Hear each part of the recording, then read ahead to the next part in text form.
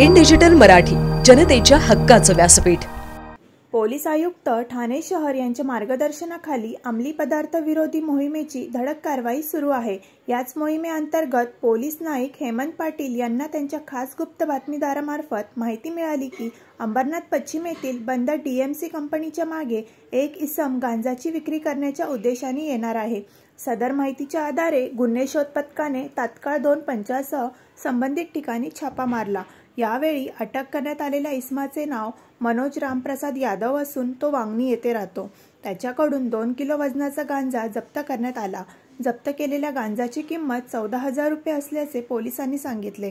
सदरची कारवाई ठाणे पोलीस आयुक्त आशुतोष डुबरे तसेच अपर पोलीस आयुक्ताच्या मार्गदर्शनाखाली करण्यात आली।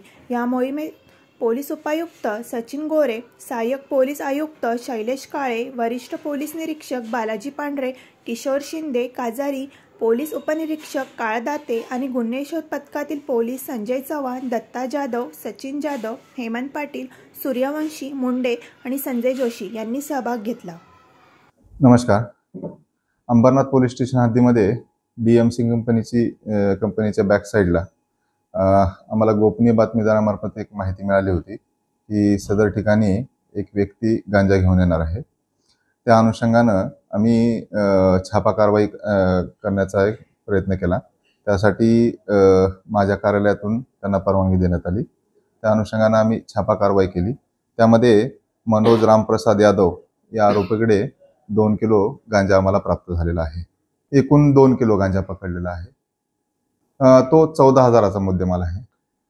पोलीस निरीक्षक गुन्हे श्री शिंदे साहेब, त्याचबरोबर डीबी पथकाचे अधिकारी, सदरची माहिती जी आहे ते हेमंत पाटील नावाचे आमचे डीबी कर्मचारी आहेत त्यांना मिळालेली होती। त्यांच्या या इन्फॉर्मेशनवरून आमचे एपीआय काजारी साहेब आणि त्यांच्या टीम मार्फतीनं सदरची कारवाई केलेली आहे।